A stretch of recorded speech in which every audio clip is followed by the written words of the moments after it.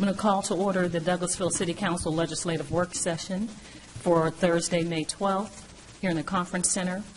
And first we'll have our invocation by Pastor Carlos Miller of Harvest for Christ Church, and then the Pledge of Allegiance will be led by the Mayor Pro Tem, Mr. Yockey. Please stand as Pastor comes.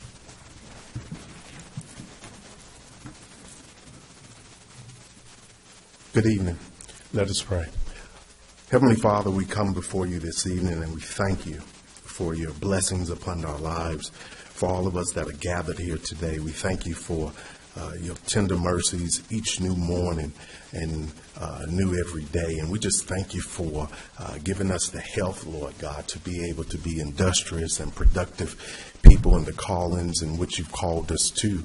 And Father, we pray tonight for the mayor and for various city officials, and in particularly, Lord, we pray for this council tonight. We pray that you would give them wisdom, Lord, wisdom beyond their years and knowledge beyond their learning, Father, so that they may govern appropriately, so that they can promote peace and welfare for the citizens of Douglasville. And we pray, Father, in the midst of their agenda that's set before them, that they will be able to work through it in a sense of harmony in the midst of honest conflict and disagreement, Lord. And we pray that the best of your will would come forth even this evening through these city officials and particularly this council, so that your people will be able to live in peace and harmony, and all the business that is transacted and conducted here in Douglasville will be honoring in your sight. We just pray your peace upon all of the council tonight and your joy that comes from you. And we thank you and we bless you for these proceedings. And it is in Jesus' name we do pray.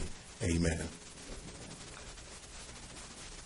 I pledge allegiance to the flag of the United States of America and to the republic for which it stands, one nation, under God, indivisible, with liberty and justice for all.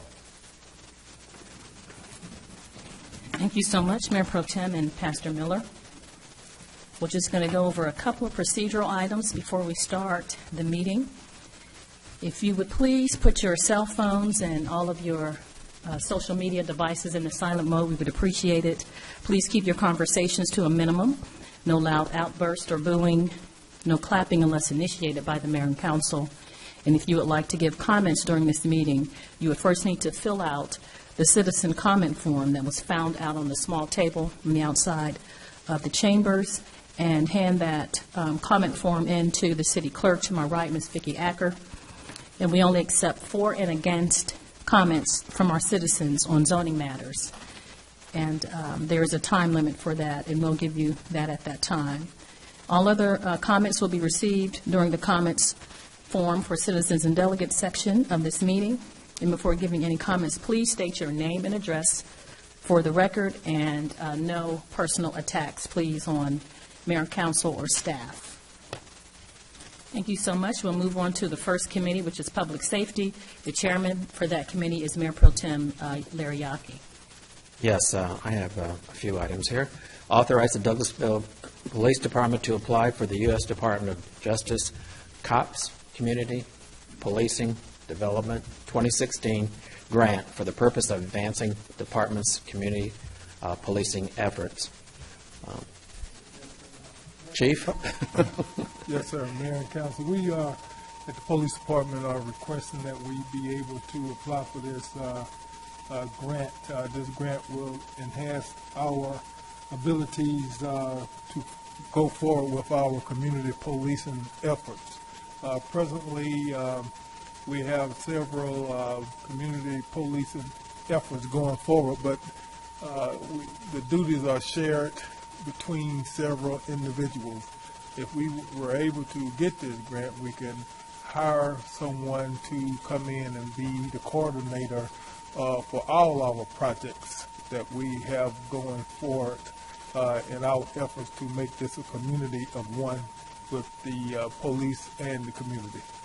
So that's the reason why we are asking and hoping that you all would allow us to go forward and proceed for this grant. And the grant is for how long? It's a one-year grant, no matching funds. And at the end of the year, we are planning on then coming back to the mayor and council, if we get the grant, to be able to keep this person that we hire on doing this duty. So it's a one-year grant, no matching funds, and we do not have to keep this person on. Once it's over, it ends. But we would like to keep the person. Get it. Sure. Okay, thank you. Any questions from the council? I know we have. Mr. Chairman? Yes. One question, Chief. If you get this grant, would this person be a certified officer, civilian? What do you have in mind? Civilian. We're looking for a civilian position. Thank you. Any other questions? If it's okay, I'd like to put this on the consent agenda for Monday. Okay, thank you. All right, my next item is appoint Donnie Nunley to be the City of Douglasville representative on the the Douglas County Animal Control Advisory Board to complete a 2-year term from June 5th, 2016 to June 5th, 2017. Marcia? Mayor Pro Tem, Mr. Nunley was interviewed by you all in for a previous consideration for a citizen board, and he was recommended to serve on this board, so we have included his name on this item. He has indicated that he is willing to serve. Any comments from the council? Okay. I think Mr. Chairman, I think from his interview and his resume, public safety background, I think he's perfect for this position. Okay, great. And he actually made comments that he didn't mind.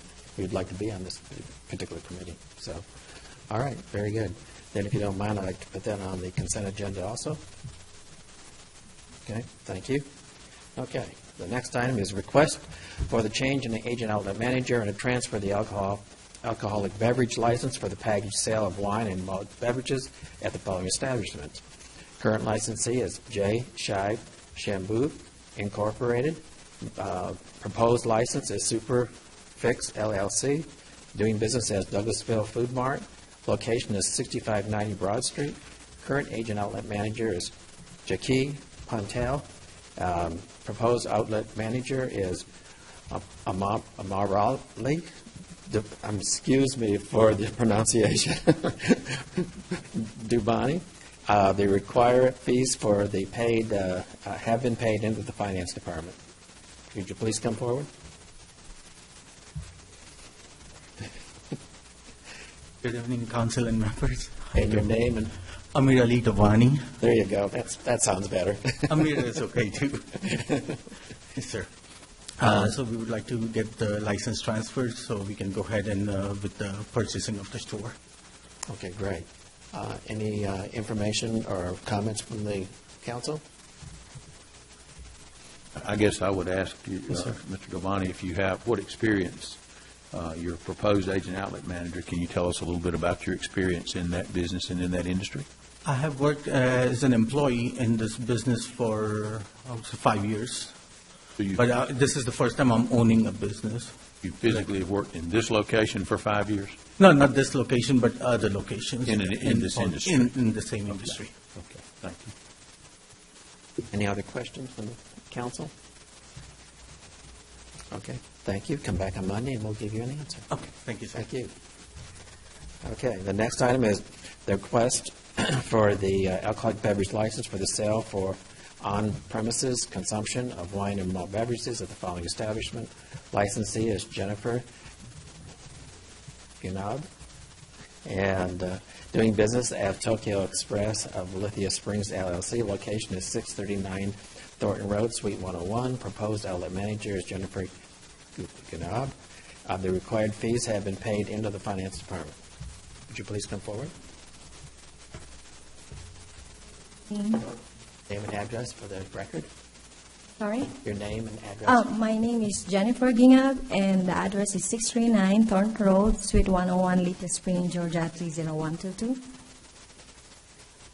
Okay, and you're requesting a license. This is not a renewal? Yes, sir, is requesting a license. Okay. And have you ever served before?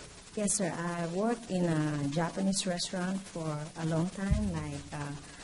I've been here 12 years. 13 years. So I've been working in a Japanese restaurant for 9 years, and I work also in a gas station, assistant manager for 5 years. And I went to this, the certification for a license where you had a meeting. They show you how to serve and see how to handle the situation, serving alcohol. Does your cash register or anything prompt you to when you're selling, or do you check IDs? Yes, we do check IDs every time customer orders some alcohol. Okay. Any questions from One question. Did you work at Tokyo on Highway 5? Yes, sir. Mr. Joseph? Yeah, you look familiar. How do you look familiar? Any other questions from the council? Thank you. Come back on Monday. Thank and you. We'll give you an Thank you answer. very much. Thank you. Okay, and that's all I have for the Public Safety Committee. Thank you, sir. We'll move on to Community and Economic Development Committee, and that chairman is Councilman Mark Adams. Thank you, Madam Mayor. We have two items tonight under Community and Economic Development. First is authorize the mayor to sign an agreement with AECOM Technical Services Incorporated for the purposes of performing a feasibility study to identify a future site for maintenance and sanitation location. Ms. Hampton?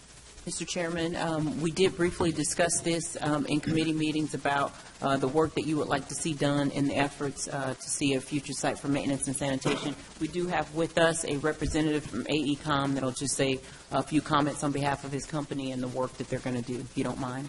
Definitely, yes, sir. Come forward. How are you tonight, sir? I'm good. My name is Kevin Glade, and I'm with Senior Project Manager with AECOM. I just want to explain a little bit about the feasibility study. I think I left a packet. It's pretty long-winded, but what it does is just talks about AECOM in the beginning. We're a multinational firm. We have a lot of resources, engineers, environmental people. But the tasks you see before you on it's item 3, basically it's an assessment of existing facilities that the sanitation department has. Specifically, we're tasked to look at 8485 Courthouse Square site, which is that old building. I think it's been a number of different things in its lifetime.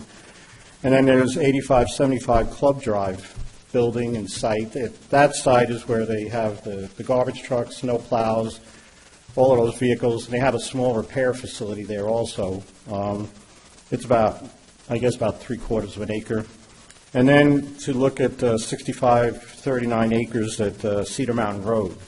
The way we see the project going is the first thing would be an analysis phase, sitting with the sanitation department and other stakeholders as you see necessary. It could be, other people involved, city managers, and then look at the needs for space and also look at their needs for repair facilities. One of the things we noted in that we did an initial site survey. If garbage trucks that can't fit in the repair facility, so they end up working with them outside or they have to outsource it. So we talked about going to the Cedar Mountain Road site and actually building them a new repair facility.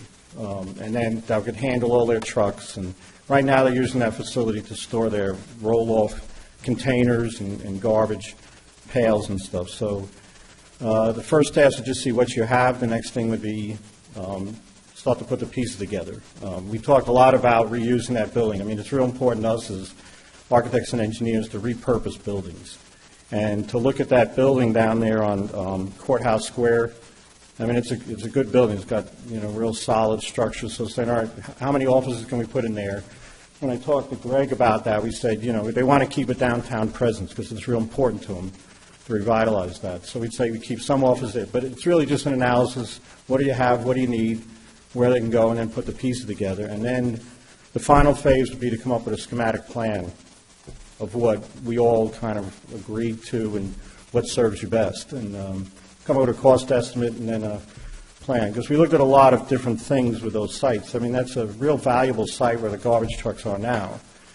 And we said, what else could it be? Could it be a park? Could it be, some other thing? Because there's the residence behind it, and then there's the school, right in front of us. So this is a nice connection, you know. And there's that old waterworks building, which is kind of a really interesting building where that was your original water, you know, treatment facility. So how do we, you know, do we incorporate that? Do we make this little park with, you know, whatever it is, we don't know. We go into an open mind and really look at what you need, how much it's going to cost, and then make all this, you know, come together.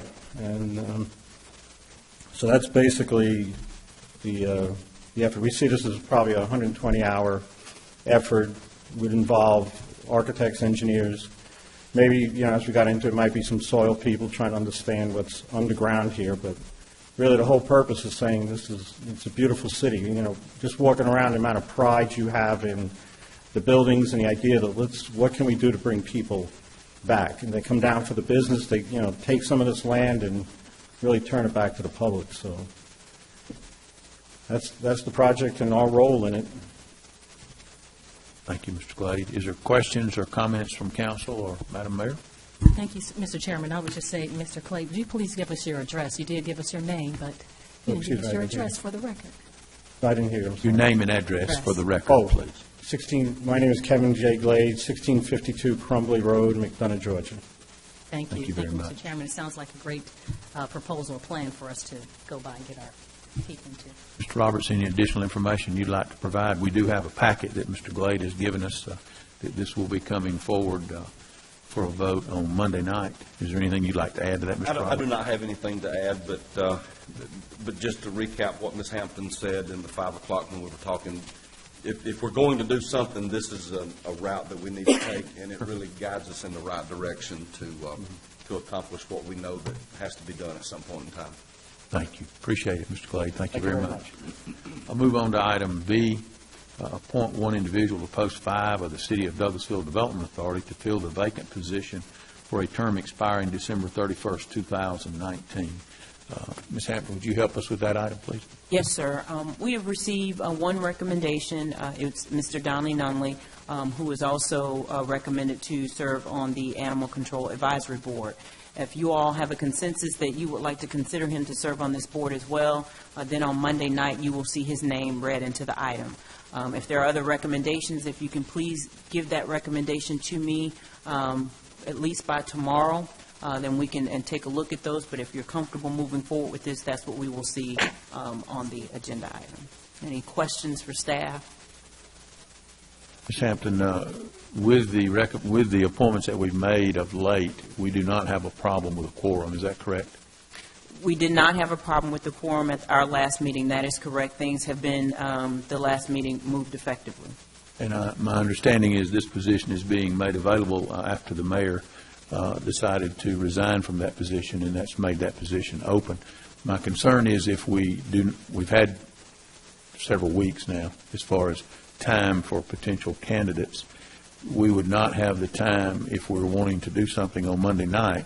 We really need the time if there are other names that come in to interview those individuals.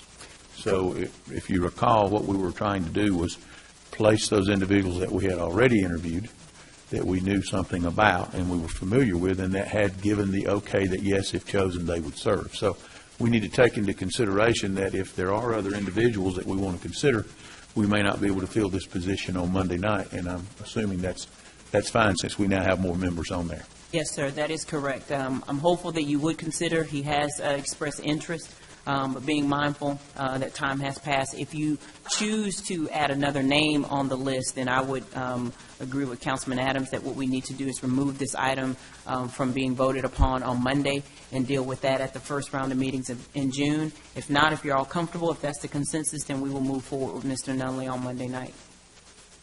Any questions of council? And we will. It's hard to find people to serve on committees that meet in the morning because so many people have jobs. So he's retired. Right, so retired folks or people who work downtown where the meetings are. Any other comments?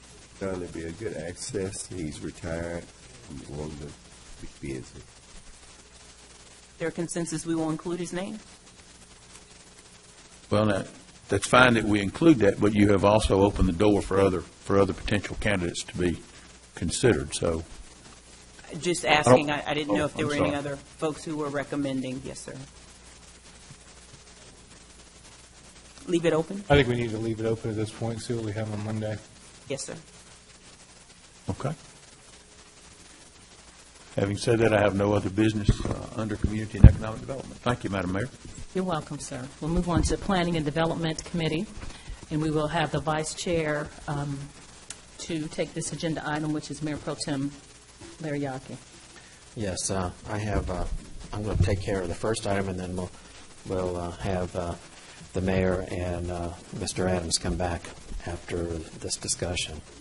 We're going to hold, I'm calling for the public hearing to be held at this point, and consider a request for a variance from the requirements from Section 3.59 of the Douglasville zoning ordinance to reduce the required 2,500 feet space between bail bondsman offices and locations by 1,875 feet for the subject lot at 5728 Fairburn Road on 0.65 acres in land lot 52, District 1, Section 5, Parcel 26, for a net spacing requirement of 625 feet between the subject lot and the nearest lot with an existing bail bondsman office. The application is made by a Christopher Green.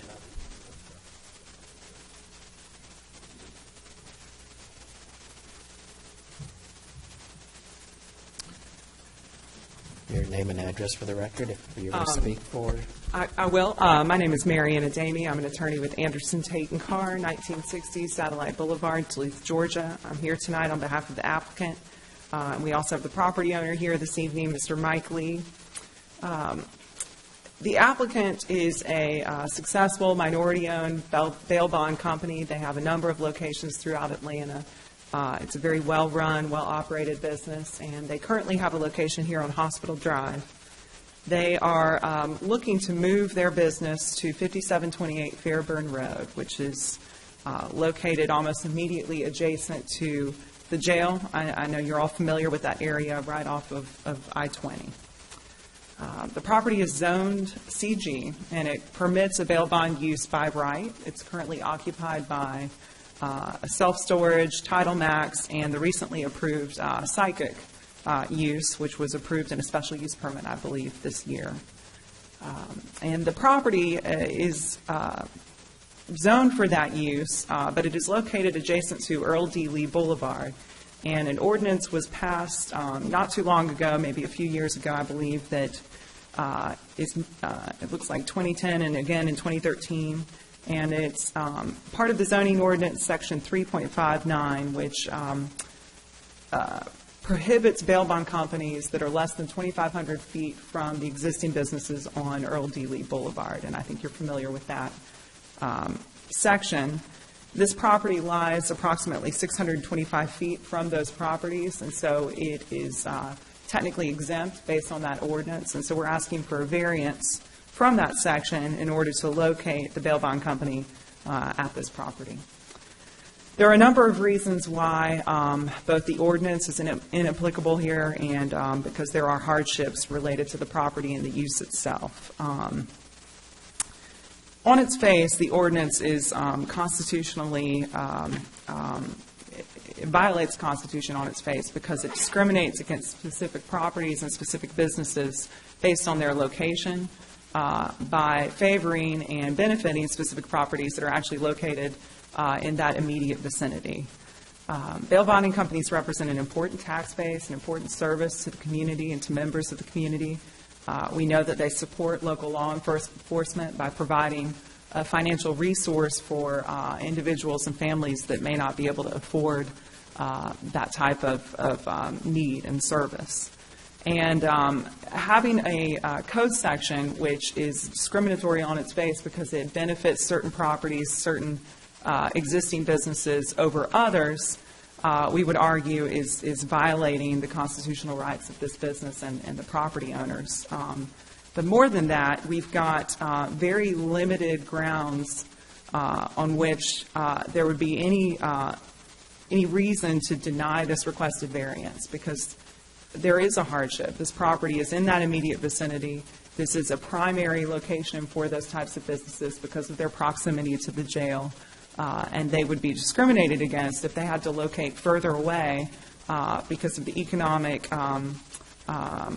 issues with trying to compete with those businesses that are already there.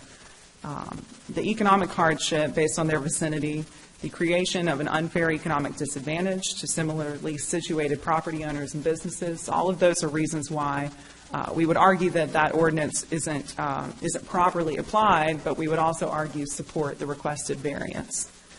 The bail bonding businesses present no impact on the property. They support services. This property clearly is consistent with that corridor. It's consistent with your land use plan, which provides for community-based businesses that support similar uses in the area. And so clearly the businesses that are already there present no negative impact on the public health, safety, or welfare. In fact, it's quite the opposite. They support public safety. They support an important service. And certainly this business being in the immediate vicinity would do the same. Those uses, again, provide all sorts of important benefits, but the uses that are there, we would argue, are even more intense. You've got a title pawn, a psychic, used car sales, car repair, other uses that impact traffic, impact maybe activity that is less than favorable in that area because they're inconsistent with other uses. So this is absolutely consistent with what's there. We would argue that it's consistent with your ordinance. And at a minimum, we would argue that the variance is supported by those hardships. If not in its entirety, as a council, I think you have the option to find that that variance doesn't apply. The quality and appearance of the business is important, and we understand that. And so we've actually got an exhibit that I didn't hand out in time. I've got a larger copy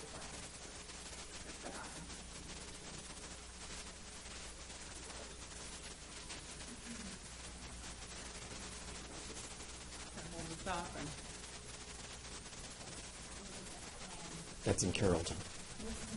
This is the same company, Free at Last. This is their location in Carrollton. And this is a great example of why this is a quality, long-term business. And they're committed to the community. I've got a list of things that they do in the Douglas County, Douglasville community that I'll go through. But they're committed to this property, and so their goal is to work with the city and to come up with a plan, a redevelopment plan that's consistent with your future land use plan, and something that can drastically alter this property for the benefit of that entire corridor. And I would submit that the existing businesses don't need to do that. They're already permitted. They're already there, and certainly will probably be long-term uses that the city's not going to be able to look to for redevelopment. So this is an opportunity to kind of shape this property. This is an opportunity to improve what's there. There are uses that are permitted that are less favorable, and so this is something, again, that's consistent with what you've got, but also an opportunity for the city to partner with a local business to make this better. And so we would certainly be willing to discuss and look at details and redevelopment ideas that are supported by the council and mayor for this site. Free at Last supports the Douglas Chapter, Jack and Jill Shark Tank program. They support Youth Against Violence, the Destiny World Church Entrepreneur Program, Clayton County Gifts to Needy Families. They support the MLK Parade, the sheriff, golf tournaments, and civic events for local public safety members. And they look to commit and do that for this area. So I'd ask for your approval, and I'm happy to answer any questions. Ms. Littlefield, any comment? Don't have any comments. I do want to offer some of my testimony at the end. Okay. Thank you. Thank you very much. Yes. Come to the mic, Mr. Lynn.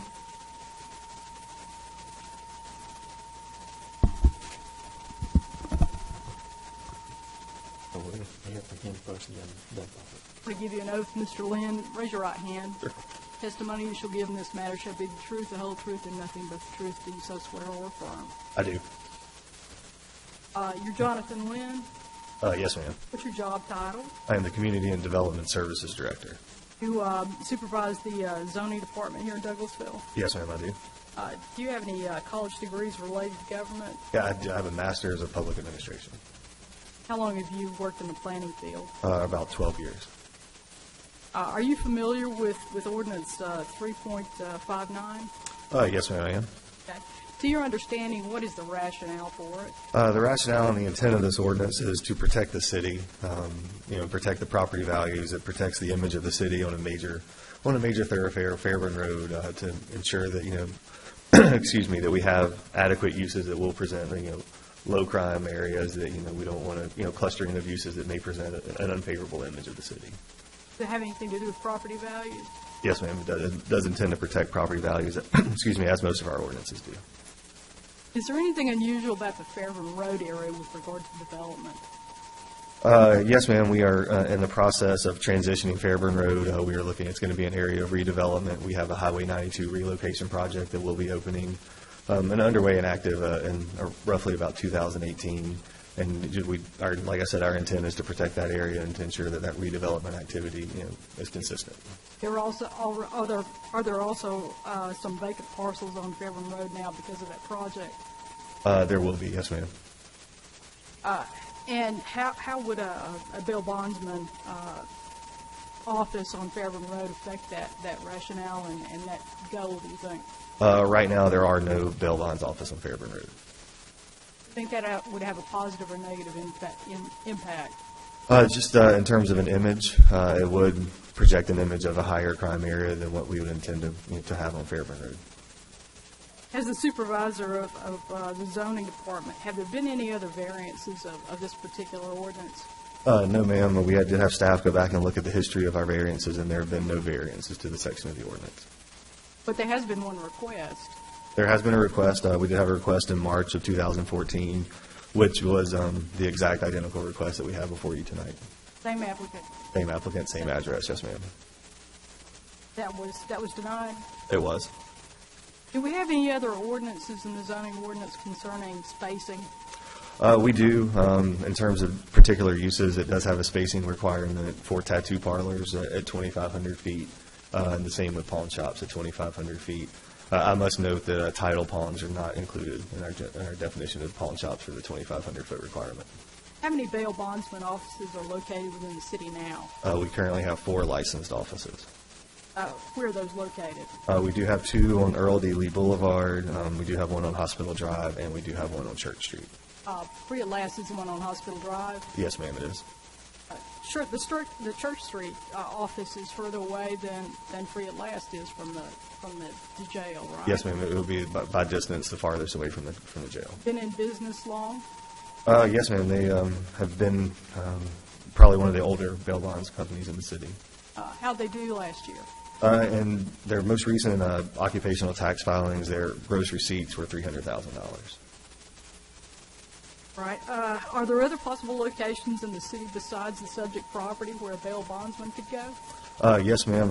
They're pretty much, with the exception of an area here or there, they're permitted throughout the city. Douglas Boulevard, Campbellton, certain portions of Campbellton, Chapel Hill, Highway 5, those areas. CG? Correct, yes, ma'am. Are there other possible uses for this subject property besides bail bondsman? Yes, ma'am. The property in question before you tonight, there are 275 permitted uses for this piece of property. And suites of this property are already filled? Correct, yes, ma'am. As the applicant mentioned, there are currently a title place, a fortune teller. Previously, I think there was a U-Haul facility there, so there have been a mixture of uses at this property. Property under any hardship to attract users that you know of? No, ma'am, not that I know of. Ms. Ademi, if you want to ask questions, you're welcome to do that.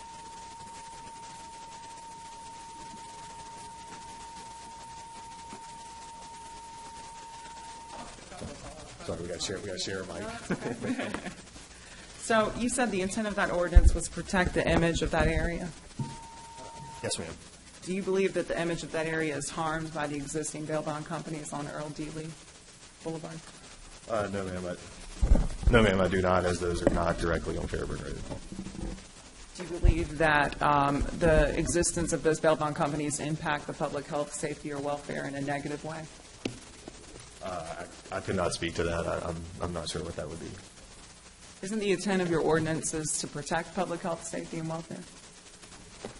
Yes, ma'am, that's the intent of all our ordinances. And so do you think the existing bail bond companies on Earl D. Lee Boulevard, do they have any negative impact on properties in the area? No, I couldn't say that they do. I couldn't say that they don't, just considering that they are on one street right there. Have there been any public safety issues with those businesses? No, ma'am, not that I know of, but that would be more of a question for public safety than me. Can you give a little bit of background on why only 4 bail bond companies are permitted in the city? Do you have any information on that? I don't have an answer to that as to why there would only be 4. I don't know that we have a requirement as to there can only be a certain number within the city as a city requirement. Familiar with the fact that the sheriff's department allows for 4 to interact with the jail as a county-wide requirement? I've not had any interaction with the sheriff's office regarding that. That would be a county ordinance. Have you had any issues with the other 2 bail bond companies that are located in the city as far as negative impact on neighboring properties? Not that I've heard of, no, ma'am. So generally, would you say that a bail bond use in itself is a negative use or inappropriate use? I don't have an answer to that either way.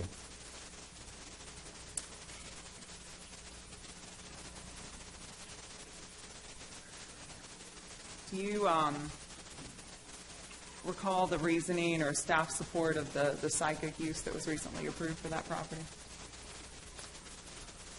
I don't recall the actual staff support. I do know the reason that it even came before mayor and council was it is required as a special land use permit, which requires an additional level of approval according to our ordinance. And that was approved for this property? Yes, ma'am, it was. I think that's all the questions. Thank you very much. Okay. That's all I have, Mr. Chairman. Okay, thank you. Now, I will, since this is a public hearing, are there any members of that are sitting out there for or against this particular project? We'll start off with for this project.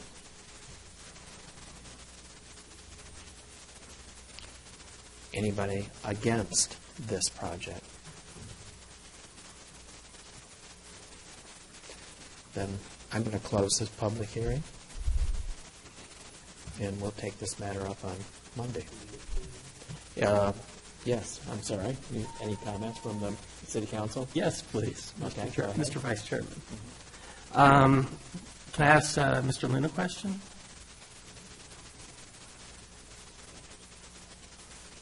Thank you.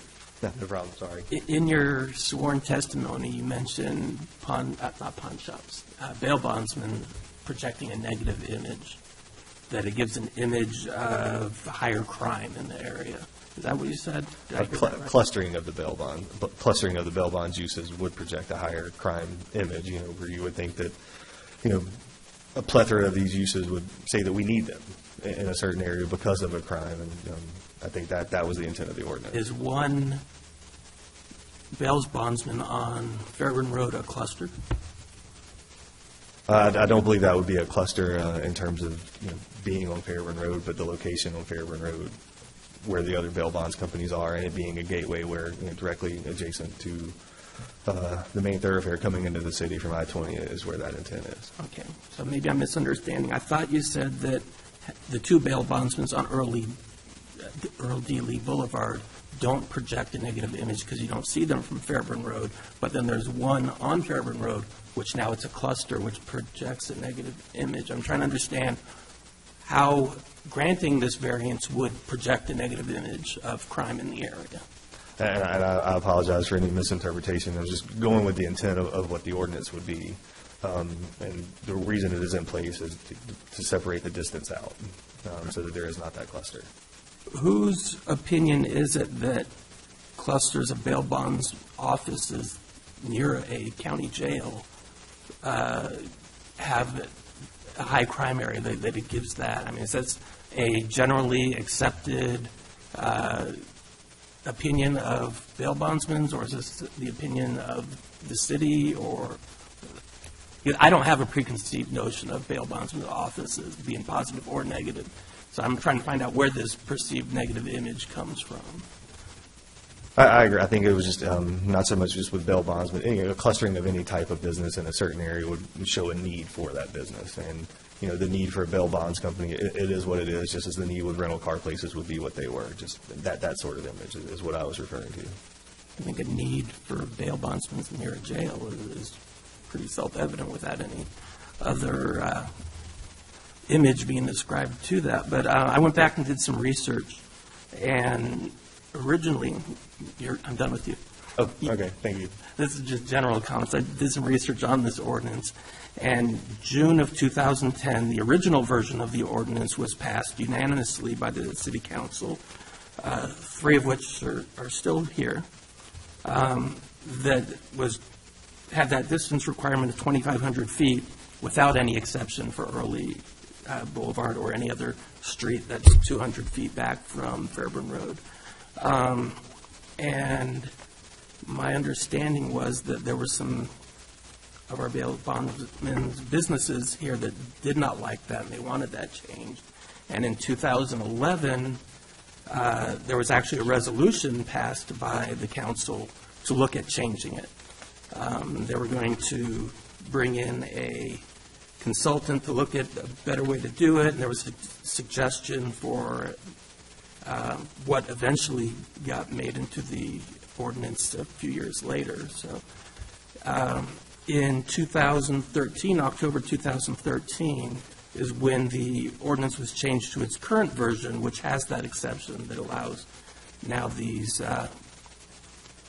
bail bondsmen to be on Earl D. Lee Boulevard. But before that was actually changed, there was a proposal for a change to the ordinance to actually repeal it altogether.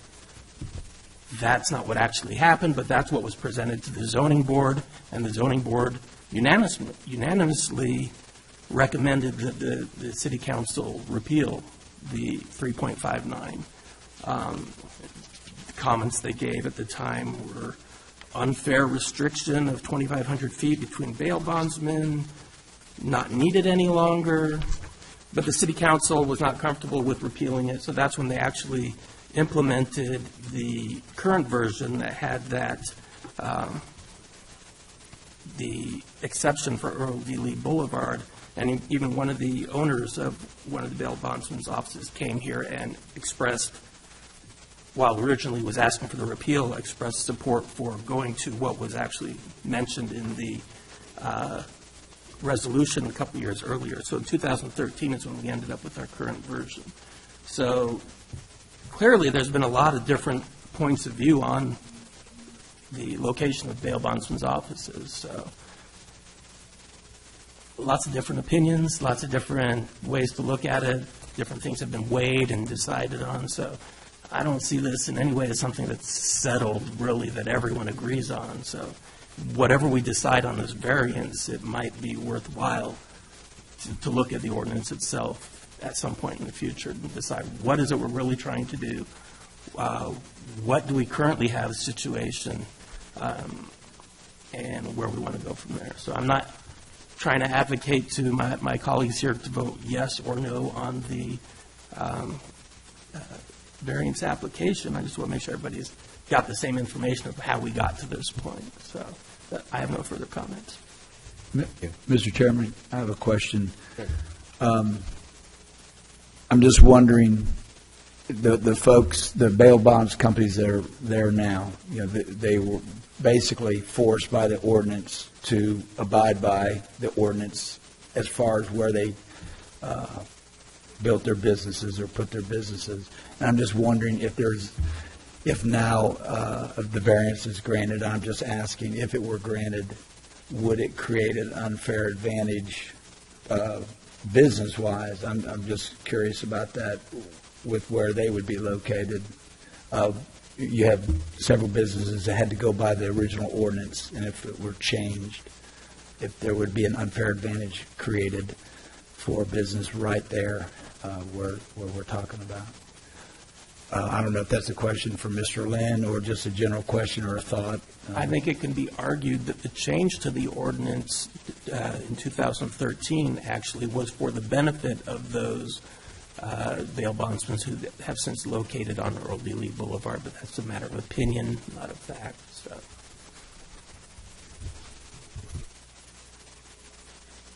Any other comments?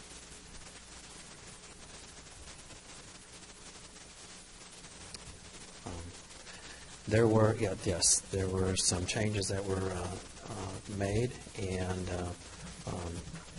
I think that we will have to discuss this maybe a little bit further on Monday, and then we'll make a decision on Monday.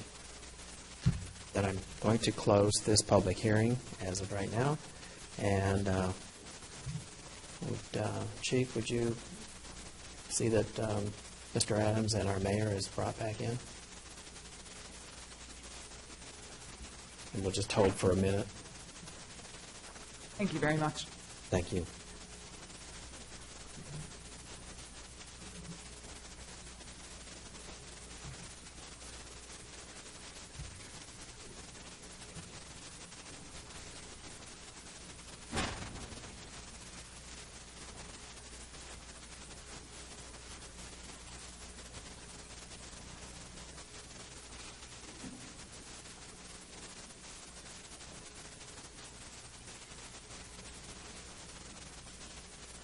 We are ready for item B. Thank you for coming back. Oh, you're welcome. We'll move on to item B, and that is to hold a public hearing and consider a request to amend Section 4C3 of the Development Standards text for the links at Chapel Hill's Design Concept Development, DCD, with a base zone of R2 single-family detached residential district to eliminate the 15-foot setback on the rear of the subject one-lot property for 12,951 square feet at 5820 Sarazin Trail, Land Lot 56, District 1, Section 5, Parcel 145. Application submitted by Rajat and Neha Janji. I understand Council has informed us that we have a glitch in the advertising, and therefore, do we need Ms. Littlefield to go ahead and hold the public hearing, or just make a preparation for what we do on Monday? No, sir. If your intention is to table it on Monday, you don't need to open the public hearing. I'd ask you to table both that one and the next. Okay, then our intention then, as Council has mentioned, because of this glitch, both items B and C, we would intend to make a motion on Monday to table those in order for them to be re-advertised. That's items B and C under planning and development. Any discussion or question? I'm going to move on to item D. Request approval of a variance from Appendix B, Development Code Section 3.15.02, retention of specimen trees, to remove 13 specimen trees to place a classroom addition at Harvester Christian Academy, located at 4241 Central Church Road in Land Lot 59, District 1, Section 5.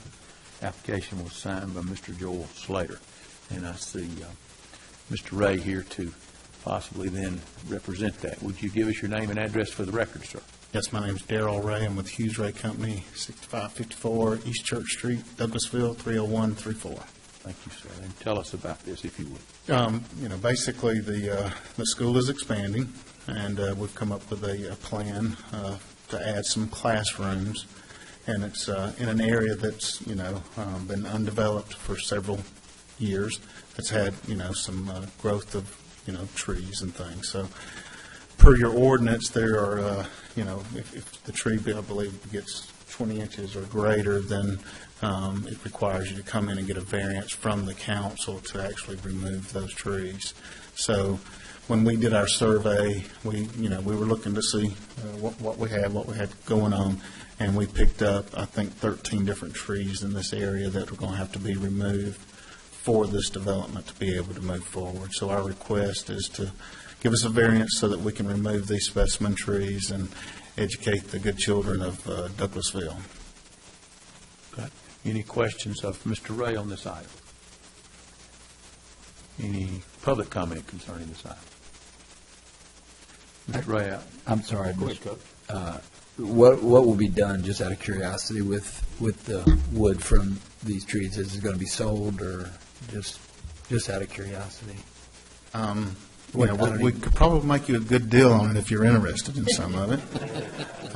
Got any oak in hopefully there? keep some houses warm this coming winter. Really, we hadn't. I don't know. I don't know that we've awarded the contract to a contractor yet to do the work. which I would think that they would have some kind of plan of what they're going to do with it. Okay. Any other questions or comments? Madam Mayor? So these are, I guess, really large trees that, I'm not sure what you have in there, but we've given a plan to Mike Metler and the city. Our development plans show the trees to be removed, and I'm getting old, I can't see, so hang on a second here. Small.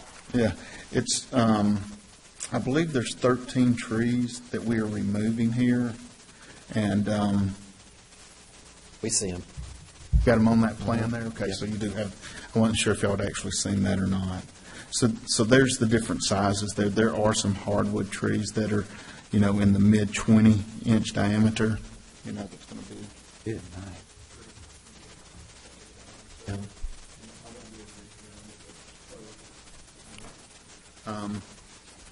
So that's going to be the size. So they're not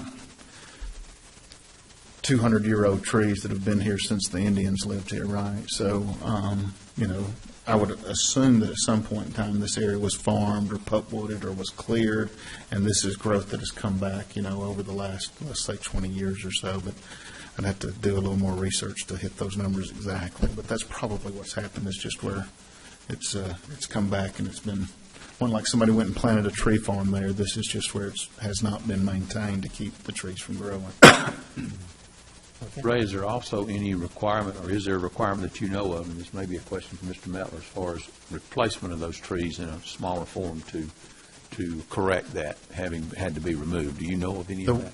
The way I read the ordinance, and I definitely would, if I'm not correct, we'll get Mike to weigh in, but the way I read the ordinance, there's no recompense. There's no recompense that's required?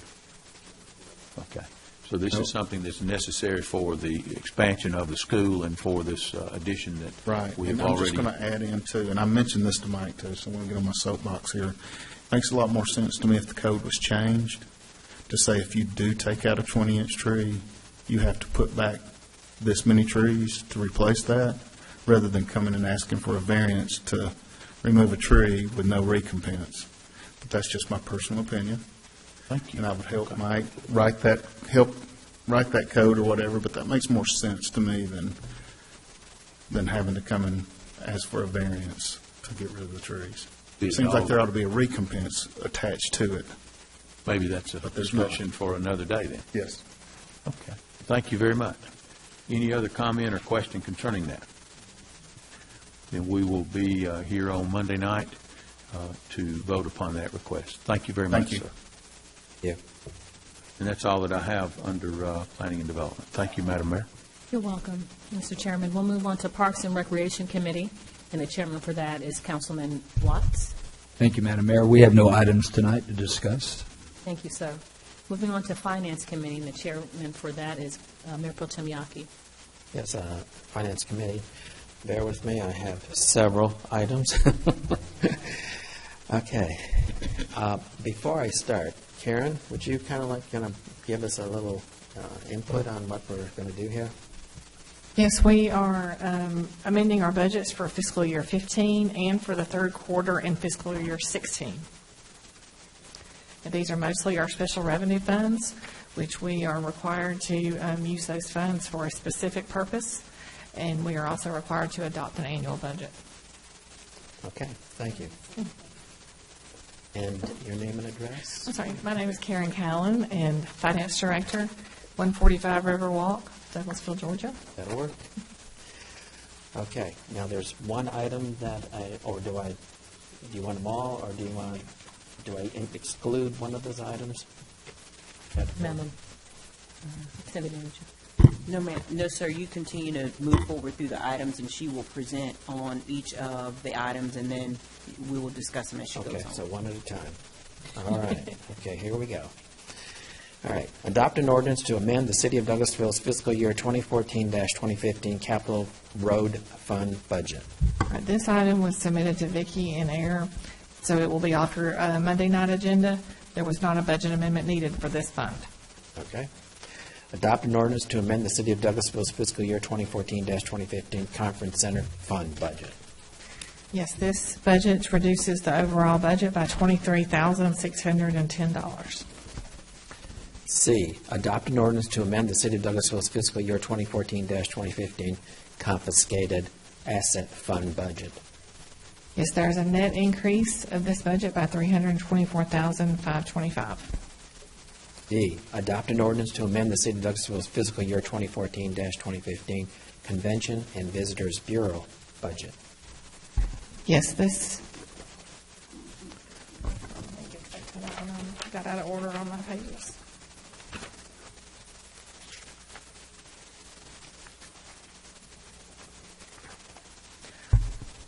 Okay, that is one more that we do not need a budget amendment for in 2015. Adopt an ordinance to amend the City of Douglasville's fiscal year 2014-2015 flood fund budget. Yes, this budget, the net increase is $35,148. Adopt an ordinance to amend the City of Douglasville's fiscal year 2014-2015 general fund budget. Yes, this is a net increase of $30,591. Adopt an ordinance to amend the City of Douglasville's fiscal year 2014-2015 public purpose corporation budget. Yes, this is for the building on Durley Lane. The total budget is $395,985. Adopt an ordinance to amend the City of Douglasville's fiscal year 2014-2015 splosh budget. Yes, this is a total increase of this budget by $23,887. Adopt an ordinance to amend the City of Douglasville's fiscal year 2014-2016 capital road fund budget. This applies to the same, this item will be taken off on the Monday night. Adopt an ordinance to amend the City of Douglasville's fiscal year 2015-2016 conference center fund budget. After the adjustments, the net increase to this budget is zero. Adopt an ordinance to amend the City of Douglasville's fiscal year 2015-2016 confiscated asset fund budget. Yes, the adjustments reflect a net increase of zero for this budget as well. Adopt an ordinance to amend the City of Douglasville's fiscal year 2015-2016 Convention and Visitors Bureau budget. The same applies to this Convention and Visitors Bureau. This one has a net increase of zero for 2016. Adopt an ordinance to amend the City of Douglasville's fiscal year 2015-2016 flood fund budget. We have a net increase of $14,053. Adopt an ordinance to amend the City of Douglasville's fiscal year 2015-2016 general fund budget. Yes, as we discussed earlier in the committee meeting, there are some changes that y'all are requesting that we make. So we will make those changes, resubmit to the city manager, and she will get that out to you guys. Okay. Adopt an ordinance to amend the City of Douglasville's fiscal year 2015-2016 public purpose corporation budget. A total increase of $394,532. And the final one, adopt an ordinance to amend the City of Douglasville's fiscal year 2015-2016 SPLOST budget. Total increase of $22,160. Very good. Anything else? That's it. Thank you very much. Be okay to put this on the consent agenda? I would rather you vote on the one that we have to make changes. So I know it's a lot of items to read, but we do have to make corrections based on our discussion at the 5 o'clock meeting. Okay. Never mind. We will. It didn't take that long. We will go back through this on Monday. Thank you very much, Karen. Thank you. Okay, that's all I have for the, what am I in, Finance Division? Finance? Yes, sir. Tonight. Yes, sir. Thank you, sir. We'll move on to item 10, which is Information Technology Committee, and the chairman for that is Councilman Richard Siegel. Thank you, Madam Mayor. I have two items. First is to authorize the mayor to sign an agreement with Granicus Incorporated for digital webcasting, minutes, agenda, and public display software, boards, and commission application and installation at an upfront cost not to exceed $18,490 and maintenance and service for a period of 1 year at a cost not to exceed $10,326. Ms. Marcia or Ms. Vicki? As mentioned before, The desire of the mayor and council was to move to a system that helped us to utilize our mobile devices for our agenda management system. The city clerk as well as the IT director have gone through a good bit of research to look through companies that would be able to provide us all of the upgrades and services that we need to properly manage our agenda management system. We've also had conversations with our IT assessment group, who has made some recommendations as well, and ultimately the choice is Granicus. We originally were going to put this item in the FY17 budget, but after further discussion the clerk had with the vendors with Granicus, we realized there would be the opportunity for a significant savings if we were to purchase the equipment now rather than later, and that savings would total $14,350. So with your permission, Ms. Callan will have this on the general fund budget amendment. She has allocated the funds to be able to cover this cost, and that would allow us to be able to get the product now rather than later, but also realize that amount of savings. Comments or questions from mayor and council? I'd like to put this on the consent agenda then, if there's no objection. Okay, my second item is to authorize the mayor to sign a 3-year agreement with MCCI LLC for the city's purchase and use of a Just FOIA Open Records Request Tracking Solution computer program. Yes, if you guys remember back in, I think it was November, when I asked for an additional person, I was having a lot of open records, and it's just overwhelming to us. And this is a great tracking device that will help us get the request out to different departments, and they can send their request directly to the individuals, but I can track it and keep up with it. We want to make sure that citizens and others who are requesting items, that they get them in a timely fashion without occupying all the time of our city clerk's office. So that's a great thing. Any comments from mayor and council? And what is the cost of this? $4,700.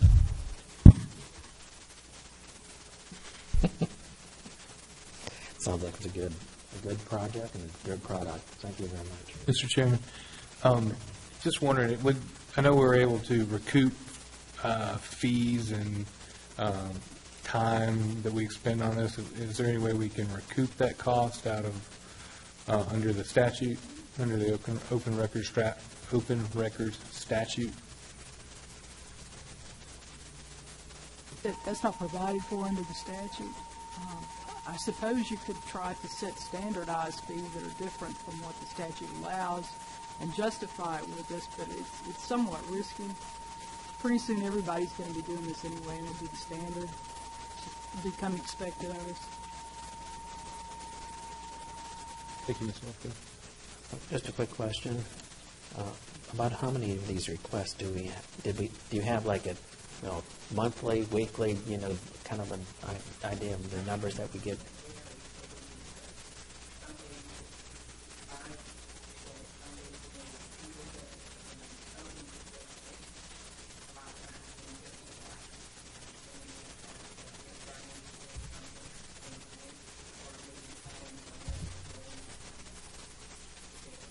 Okay. And it may be one page worth of information. It could be a book's worth.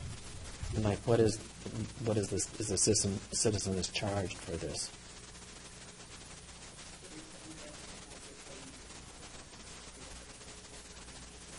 So if the cost is unbelievable, then based on the amount of money that we get for this, we get 10 cents for 40 hours worth of employee time to maybe possibly do one project for one request. Well, actually, we can recoup the man hours. There won't be as many if you have this program. The first quarter hour of labor is free, and then after that we recoup the man hours based on the salary of the lowest paid person who could handle it.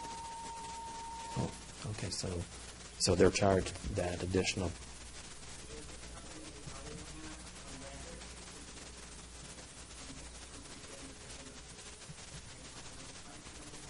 Okay. All right. Thank you very much. back before I was on the council, requesting things I was always asking for in the electronic format. So, It cost us a lot of money. but it didn't cost me a lot of money. No, we So, understand. if there's no objections, I'd like to put this on the consent agenda for Monday. That's fine. That's all I have, Madam Mayor. Thank you, sir. We'll move on to Maintenance and Sanitation Committee. The chairman for that is Councilman Mike Miller. No business tonight, Madam Mayor. Sir. Transportation Committee, the vice chair is Councilman Davis. No items at this time, Madam Mayor. Thank you. You're welcome. Personnel and Organization Committee, chairman is Councilman Mike Miller. Thank you, Madam Mayor. We have one item tonight, that is to approve creation of a full-time, non-exempt position of Operations Coordinator allocated to the Administration Department, approve a job description, amend the position classification plan, organizational chart, to include this position and abolish the previously approved vacant position of Executive Assistant. I think Ms. Alston is going to address that, or is that going to be, it's either Ms. Alston or the City Manager, sorry. Yes, no, that's fine. She can also add in any comments that she has. Mr. Chairman, you remember we previously discussed a few weeks back the need for an additional person in the city manager's office. We talked about how we would be able to fund that position. In lieu of having a assistant city manager, we would have an operations person in that office. Jonathan Lynn in Community Development Services is not going to move forward and continue to fill a vacant position in his department, and I will absorb some of those activities that individual did under this position, as well as being able to provide some well-needed service in the city manager's office. And there's a memo from me to you describing some topics that person, or task, I should say, that individual would do, including volunteer recruitment, an employee newsletter, a city council newsletter, attending community meetings, and helping to put together informationals and town hall meetings like we have for the SMOS meeting. So that individual would help with that and a variety of other things that we need in the office. There would be a zero net budget effect, because since we're not adding a new position, we're just transferring where that position was funded in community development and now moving those funds to the city manager's office. Ms. Callen will have that also in the budget amendment, so you will see a total of, in a sense, a 1 month salary transfer into the city manager's office, and then moving forward in FY17, that those funds will now be funded in the city manager's office with your approval. Okay.